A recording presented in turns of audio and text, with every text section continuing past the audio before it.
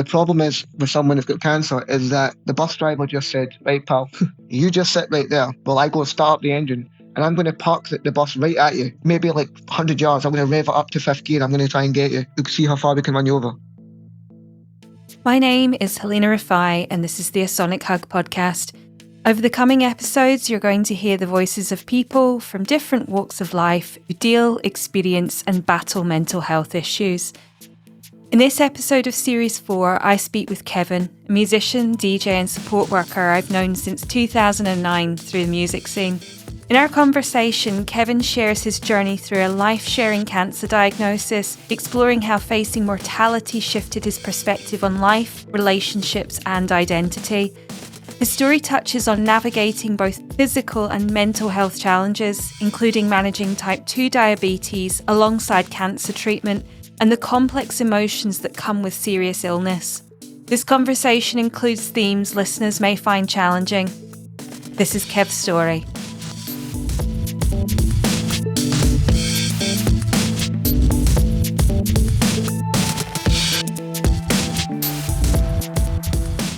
When I realised something wasn't quite right with my health, so I've got type 2 diabetes, and to be honest with you, I was kind of taking a mickey with it too much. I was drinking too much alcohol, eating too much stuff I shouldn't be eating.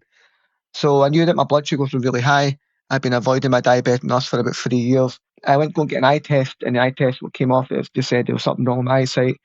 But during this time, within a week later, I ended up getting an appointment through the post for the hospital.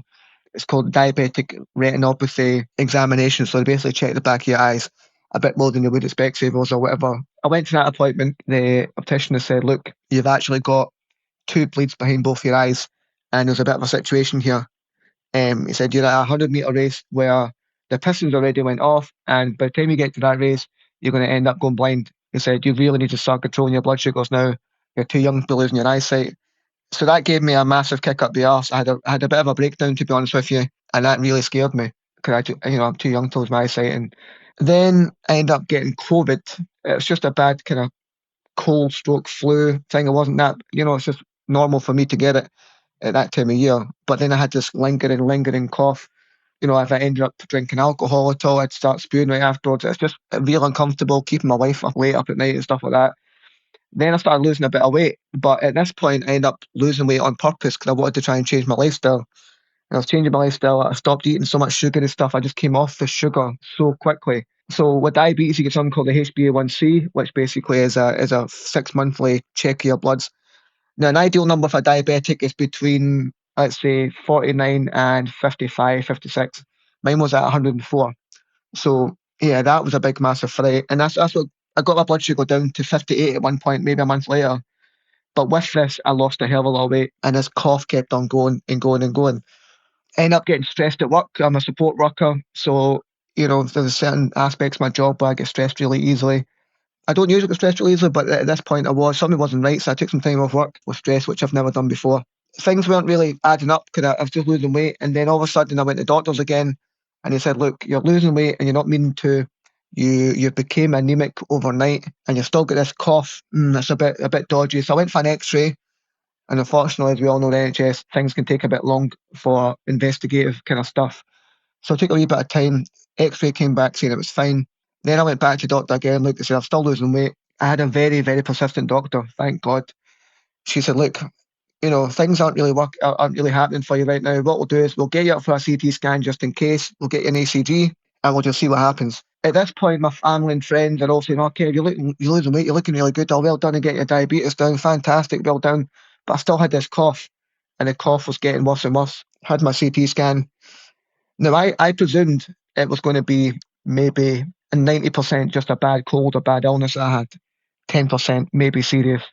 And then that's when I found out what happened. That's how I knew something wasn't right too. I was actually DJing the night before, and I got a text on a Saturday afternoon saying, can you come in to see a consultant on a Sunday, which I thought was really strange, especially for Oban where I stay.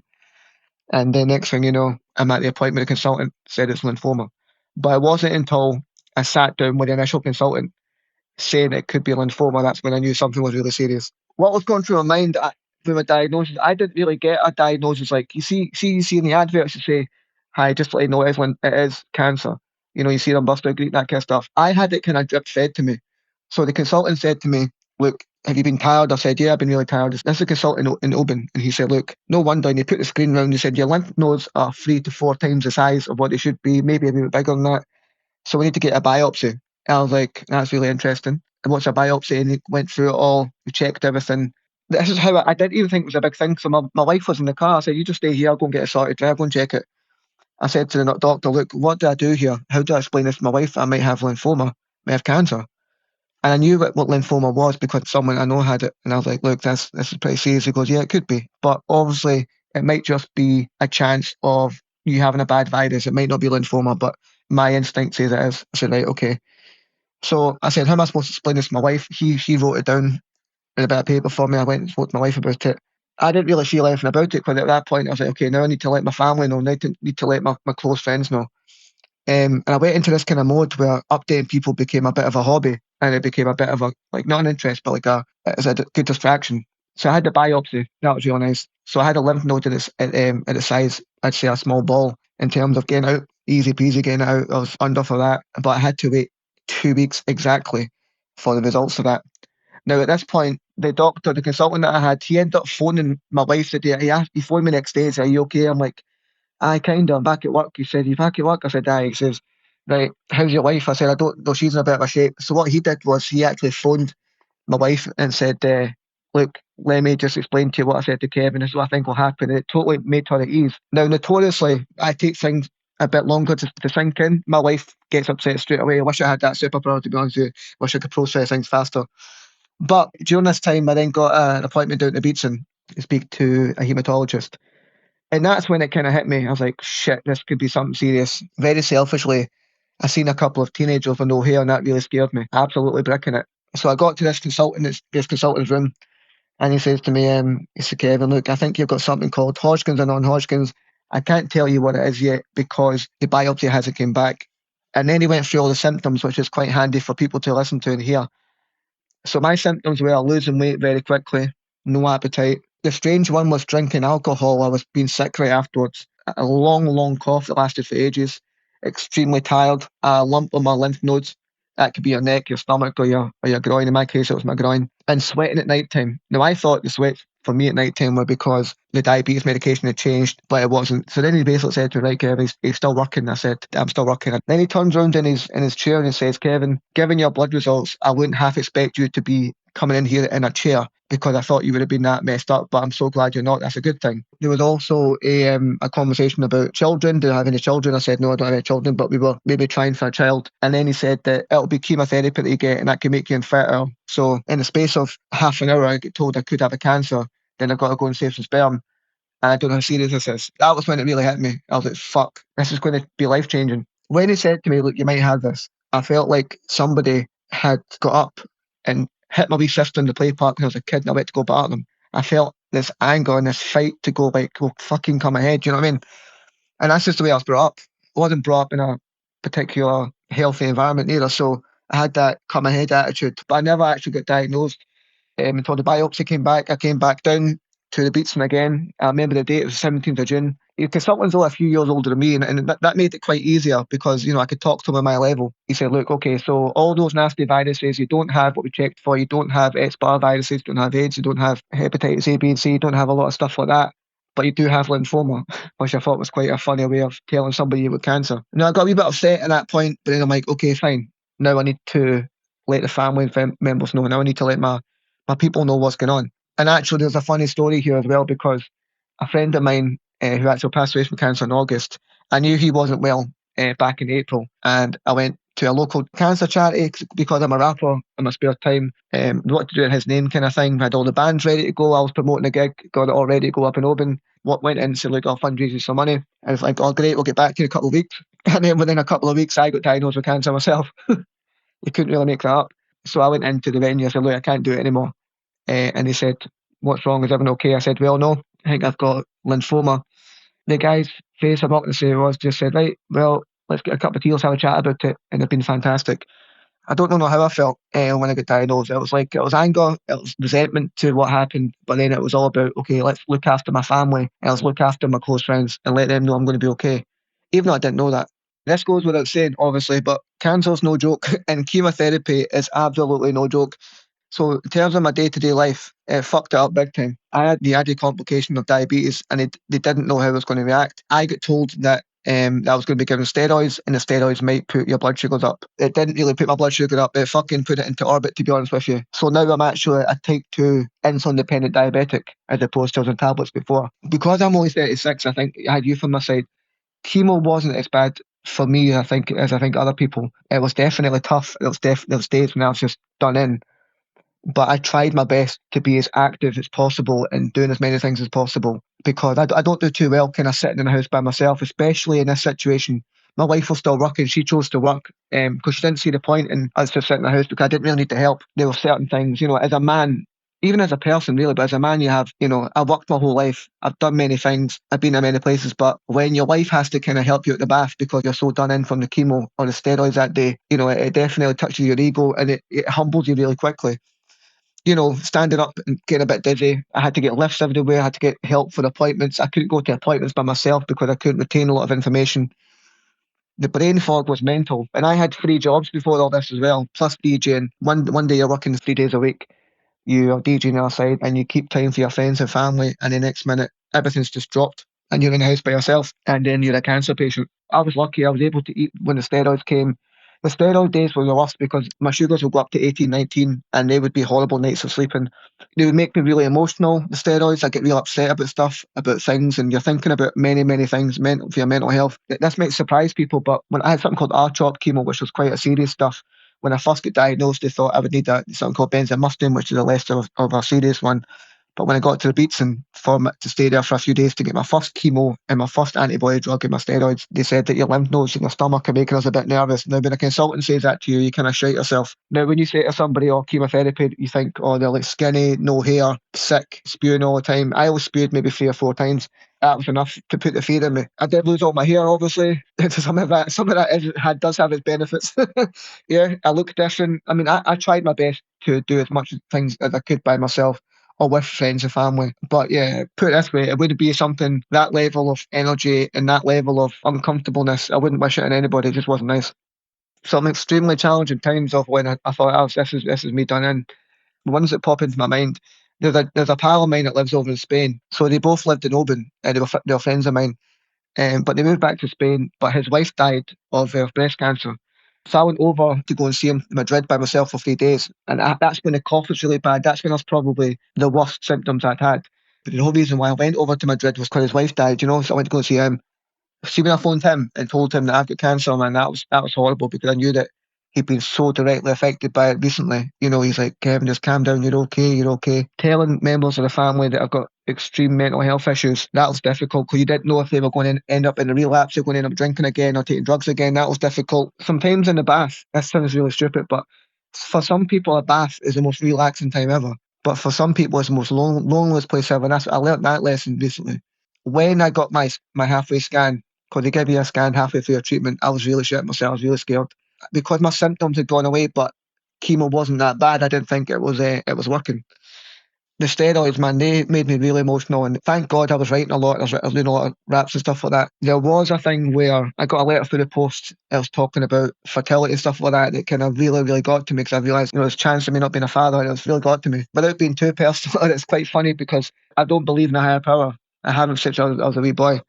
I just burst out into greeting. I said to my wife, I think I need to go and see my granny. And she goes, what do you mean? I need to go to the cemetery and go and see her. So that's fine. So she drove me. I hadn't been there since she died, since I was a wee boy, to her grave. I was like, please tell me I'm going to be okay, because I really thought something wasn't working. There's moments, at night time, because my wife was still working, so I would be lying in bed and I'd be like thinking, shit, is this going to be the end of it? You're thinking about your funeral. You're thinking about who's going to take your coffin and stuff like that. And there's also an element of protecting yourself, because you don't want to really tell your spouse or your wife, whoever, like kids or whatever, you don't want to tell them what you're really thinking, because some of those thoughts, you're supposed to be as positive as possible. Because I knew the minute if I lost the head, then I knew it'd beat me. So I had to be 90% positive, 10%, allow a wee bit of negativity, but don't dwell on it. The toughest moments, there's another time when my wife asked me, can you any chance you could take the washing up the stairs? I live in a two-bedroom house. I went up the stairs and I got halfway up and I nearly fell. And I just burst out greeting. I'd felt more guilt about putting people through worry I still feel that now, to be honest with you. You know, somebody asked me, do you feel good about being in remission or whatever? Or do you feel good right now? I said, yeah, of course I do, but I don't feel bad about being here. I feel like I'm a good member of society. I feel like I'm a good person, and it's a good thing that I'm here. But what I do feel guilty for putting my friends and family, especially my wife and loads of people, through worry. You know, God knows what's going through their minds. But also there's an element of people are always going to look at me differently now. I want people to be like, oh, he's a wee hard guy. I like Kevin. He's such a hard guy for beating us. But some people are going to be like, oh, poor wee Kev. Oh, you're right, Kev. That really gets to me. I don't want people's sympathy. I want people's respect because I beat this thing. And if this ever comes back, there's fucking no chance I'm not going out with that fight. And that's the way I feel right now. It's the way I've always felt. I don't need sympathy. Sympathy doesn't do anything for anybody. There's a difference between sympathy and empathy. Empathy is like, I get what you're saying. I feel that. Sympathy, like, oh, are you okay? You know, if you want to show concern, that's great. But don't feel sorry for me because it can happen to anybody. This thing had consumed me and I wasn't able to do anything. I mean, most of that's an ego thing. I know that is. But yeah, it wasn't a nice feeling. I was able to go to a couple of open mics to go and do my thing. I wrote quite a lot of verses about this as well. You know, I had people had to help me on the stage. I mean, but I also wanted to show people in the community that, you know, I might have cancer, but I'm not bedridden. You know, I'm still able to do things. You know, a lot of people say stuff like, oh, you know, but I can get hit like a bus tomorrow, you know, anything can happen to me. And that's right. But the problem is with someone who's got cancer is that the bus driver just said, right, pal, you just sit right there while I go start up the engine and I'm going to park the bus right at you, maybe like 100 yards. I'm going to rev it up to fifth gear. I'm going to try and get you. We can see how far we can run you over. That's what that's like. We're going to pause Kev's story now and take a moment just to reflect together. Stories of serious illness and the fear that comes with it can stir deep emotions, and it's important that we give ourselves space to acknowledge them. Find a comfortable position and take a deep breath in through your nose and slowly exhale through your mouth. Notice how your body feels in this moment. Sometimes our bodies carry the weight of our fears about health and mortality, even when we try to stay strong. Whether you're thinking about your own experiences with illness, supporting someone through health challenges, or simply feeling the impact of Kev's journey, let's take 3 breaths together. Breathe in, 2, 3, 4, and out, 2, 3, 4. Breathe in, 2, 3, 4, and out, 2, 3, 4. Breathe in, 2, 3, 4, and out, 2, 3, 4. Remember that it's natural to feel vulnerable when confronting your own mortality, and there's no single right way to process these feelings. When you're ready, we'll continue with Kev's story. So during my treatment, I genuinely wished I had more chance to talk to my consultant because, you know, he wasn't concerned. He was concerned and then halfway the scan was fine, thank God, and then it all went pretty well. Just a side note here, I went to go and see Blink-182 at the Hydro the day after my chemo, and I really shouldn't have done that. And the consultant said to me, right, so you're going to go, you changed your chemo date so you can go to a concert. I said, aye. He said, to 14,000 people at the Hydro. I said, yep. He goes, for goodness sake, wear a mask. I said, look, doc, I'm not being funny. I'll wear a mask. I got special seating. I'm at the hotel next door. But as soon as they start singing, I'm taking my fucking mask off and I'm singing. And he just rolled his eyes and said, right. But he also said, look, Kevin, something tells me that you're going to do it anyway. And I was like, I am. That's one thing I did do. I took it all on my own terms. What I wish I could have, wish I could sit with my consultant and ask more questions. Well, why did this happen? You know, I had wee moments of times, but you could tell he was rushed because there was a waiting list full of people. You know, at the Beats in Glasgow, there's 3 sets of waiting rooms. So it's so busy. And you don't ask daft questions. You know, I had to write questions and stuff. Retaining information was really difficult. Thank God I had a wife with me and she was able to, you know, write down answers that I wasn't kind of getting in my head. What would have been helpful would have been obviously having a chat with folk treatment. Luckily, the local cancer charity, they were fantastic. But the kind of support I needed, again, I was so lucky I had people around me. And even from the wider network of people, you know, musicians and friends, you know, acquaintances and stuff, like they'd all reached out and the love was phenomenal. But in terms of psychological support, I could have generally done with a bit of extra time with my consultant just to explain things and for him to say, look, Kevin, let me reassure you. You know, like the first consultant, he was the one, he phoned my wife for goodness sake to say, look, and he didn't have to do that, to say, look, you know, this is what I think's happened to Kevin, but I think he'll be okay. And even the aftercare, it's not like they didn't really give a list of things I should be doing now, living a healthy lifestyle. Maybe they took for granted that I was a support worker, so maybe they kind of thought, well, do you know what, he should know better, he should know himself. I don't know. But in terms of from an NHS level or other people, yeah, I think it would have been ideal, and I think the benefits would have been, I would have put myself at ease a lot more for someone that knew what they were talking about. If I was to give any advice, or if I had to tell somebody that would have a similar diagnosis, I would say breathe, take it in, and think about who's closest to you first. Usually, when you get that diagnosis, you don't know how bad it is yet, or you don't know how the chemo is going to affect you, or you don't know this or that. Other cancer sufferers have told me to take every day as it came. To me, that sounds like a slow pace. What I would say is that if you are used to being an active person or in about the community or wanting or doing things, try and keep a schedule as normal as possible. Be patient with your friends and family because they're reacting to it, and everything they say, you're going to be hypersensitive to. Everything they say to you, any moan, groan, they're going to be on your case straight away. We're checking up on you. Because my journeys went by very, very well, I don't know what to do different because I wouldn't want to jinx it, especially when it comes back. But also be easy on yourself as well. Don't get pissed off with the small things. Don't get annoyed if you miss an appointment. And if you don't want to message people back, or when you tell somebody that, when you start making phone calls to your friends, they'll start just, oh, I'll be there for you wherever you want, that kind of stuff. You know there's limitations to that, and they're just trying to be nice and help. But think about what's important for you at that time and stick to it. For me, it was making music, and for me, it was still doing as much as I could and showing people that yeah, I've got this situation. I am a bit fucked up, but I'm not as bad as what it could have been. And that's another takeaway as well. This could have been a whole lot worse for me, and I'm very well aware of that. The concept of recovery for me, I'd say it's 60% mentality in terms of recovery because I don't know if this is a male thing or a female thing, or it could be any. I'm not really sure, but it's not until the adulation of being in remission. Now I'm just like, did that just happen? And you do think things are fragile. So for recovery, for me, I'd say physically, I've joined a gym membership, I've joined a healthy options program where I've got trained professionals helping me. But recovery is about being at peace with what happened to yourself. This thing that's just attacked your body, it might have left you as a former shadow of yourself. But if it goes the way that you want it to be, then it's only for a short period of time.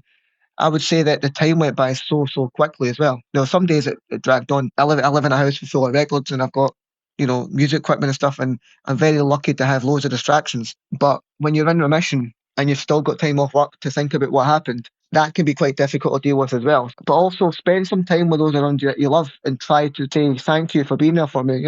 There were times that I was getting treatment, I was speaking to gentlemen that had nobody with them, no family at home, and yeah, they were older, but I couldn't imagine going through this by myself. The reason why I got through this, I think, is because of the folks that were around me. So usually what happens, if you go through a cancer diagnosis, you get referred to a psychologist. However, the psychologist referral didn't go through until that my treatment actually ended. There was a mishap. But right now, I am getting some psychological help with a cancer specialist psychologist, thankfully. It's open-ended as well. It's not like it's a 6-week thing. It's not like a CBT course. It depends on how much I'm needed to get done. And I'll be honest with you, the after effects are definitely prevalent now. Because when you're going through that kind of thing, it's definitely fight or flight. Come on, I'll fucking take you out kind of thing. You've got the fight, you've got the anger, you've got that to go on. But then after the treatment, you think, I just dodged a bullet. I realise now how fragile life is. Within a week, a friend of mine just died suddenly from a bleed in the brain. I'm reminded constantly now. I mean, I went for a haircut, and the person who done my hair told me that their sister-in-law died of non-Hodgkin's, the same type of cancer, and she was 33. And the psychologist at the Beatson has been a big help. I'm pushing through that kind of stuff now, which is definitely what I'm going through now. I would definitely say this experience has changed me as a person. It's made me more resilient. It's given me the biggest bullshit detector ever. Biggest radar. I'm just like, it sounds really stupid, but a new zest for life. It's given me this thing where it's like, I want to do things I want to do now. What's important to you? Like, I'm not DJing now because of that. Going out and watching people get steaming, playing the same old stuff in a small town, it's not my thing anymore. I want to concentrate on making music. I want to go to places in the world that I've been before, possibly start a family. My perspective has changed significantly in a positive way. It's also shifted me slightly because now I'm just like, I realise how fragile life is. I just realised recently that we're not promised this life. This can go in a second. And when someone dies suddenly, you think, I'm so shocked by that. But it's not until it happens to you or it happens to somebody very, very close to you. It's no joke. Diabetes is brand new. It's a lot better, thankfully. It's well controlled. And not only during the cancer treatment, I had to become a type 2 insulin-dependent diabetic. Had to learn how to inject, had to learn all that kind of stuff while going through it. And I'll be honest with you, see if I get told 3 months from now, okay, Kevin, now you have to go through diabetes and you have to start injecting. I'd be raging. So I'd be like, okay, what's next? The fact that I had to conquer that and start learning that new way of life during cancer, I was like, fuck it, just add it to the records on the shelf. What else is there? And, I'm getting to the age of 40. I'm kind of pushing that way now. And it's like, okay, we all know our body starts kind of falling to bits a wee bit at that age. And yeah, I'm taking things a bit more serious now. And it's about quality of life. I'm not going to have 3 jobs anymore. I'm going to maybe stick to 1 or 2 at a push. And I'm just going to appreciate things a lot more. And I think I definitely have. During this whole time of being unwell, I came up with an analogy in my head about a moment of truth. Now, I'm a Kip Hop fan, obviously. A lot of people know that know me. And there's a famous rap group called Gangstar, and they do a good song called Moment of Truth. I felt that, as I said, when I got the diagnosis, I wasn't well at all. And a moment of truth, I believe, is when you've been through something pretty bad as a kid or something or whatever, and this thing happens, a moment of truth where because of the way you're brought up or because you built this resilience and character, you're able to overcome the next thing that's going to change your life. And this is what happened to me. Now, my moment of truth happened when I was at the beach and my wife had just left to go back up to Oban, and I was left there to sign off the consent form for the chemotherapy. Now that's 2 AA pages. I think it might have been 3 actually, of things that can go wrong, side effects. Now obviously they have to cover their arse, but that was really scary. And that's when I broke down. This doctor that came over, Dr. Cool, and he's like, I really need you to sign this so we can tell the pharmacy and get it all signed off. I said, what if I don't? He goes, well, I said, what's the alternative? He just said, to kind of shook his shoulders. What I done was I just ended up signing it and I closed my curtains and I burst out greeting. And that was my moment of truth. And then I just started writing as we rap. It just came out in 5 minutes in floods of tears. So what I like to share this rap because it kind of tells you the whole story in 16 bars. There is some strong language, so I have to apologise, but you'll get the idea. The shit hit the fan. This wasn't the plan, and when the words came out his mouth, I could barely stand. Fuck, so much worry, nothing I'd ever want to cause. I feel like I'm lost, so call me Dorothy and Oz. If I could tap my feet, then maybe everything will be sound. Then I seen her face with her tears streaming down. I meant to be the strong one, not the lost one. It looks like I've caught one, and some cunt just loaded a shotgun. A double barrel trying to take a shot at me, but honestly, I'll kick your cunt in before tomorrow, mate. Try your fucking best because I'm coming at swinging. I'm fighting for my life. There's no chance of me missing. This thing's crazy, man, trying to take my babies away from me. I don't believe in God, but yesterday I sent a prayer to you. Hi, my name is Kev. You last spoke when I was 10. You still took my granny, but I wish I could see it again. So fuck you, cancer. Kev's story powerfully illustrates how a health diagnosis can reshape not just our physical reality, but our entire emotional landscape. His description of the guilt he felt about worrying others, even while facing his own mortality, speaks to how deeply we can internalise responsibilities for circumstances beyond our control. The pressure to maintain positivity while processing fear and uncertainty exposes a common struggle in serious illness. The expectation to be brave or strong at our most vulnerable moments. His distinction between wanting empathy rather than sympathy reveals a fundamental truth about maintaining dignity through treatment. When Kev talks about going to the Blink-182 concert despite medical advice, it reminds us that living with illness isn't just about survival, it's about maintaining our sense of self and finding joy wherever we can. These moments of claimed normality become a vital lifeline when everything else feels so uncertain. His journey with the Beatson highlights both the importance of specialised care facilities and the gaps in psychological support that many patients experience. The need for time to process information, ask questions, and receive emotional support emerges as a crucial alongside medical treatment for many. Recovery, as Kev explains, is about finding peace with what has happened. His awareness of life's fragility has transformed him, yet he refuses to let illness define him. Behind his diagnosis lies a complex human experience, fears, hopes, determination, and the challenge of reconciliation with a new reality. Kev, your story challenges us to reconsider what strength means during illness. It's not just about fighting disease, but about having the courage to remain authentically ourselves when everything changes.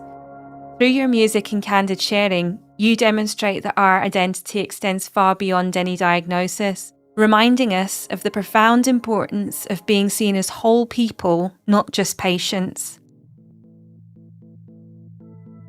If you have experienced or are experiencing anything described in this episode, then you will find support information in the notes to accompany this podcast. Please note that while Kev experienced symptoms including unexplained weight loss, persistent cough, extreme fatigue, and more, it's important to note that symptoms can vary significantly between individuals and similar symptoms might indicate different conditions. Always consult your GP about any health concerns.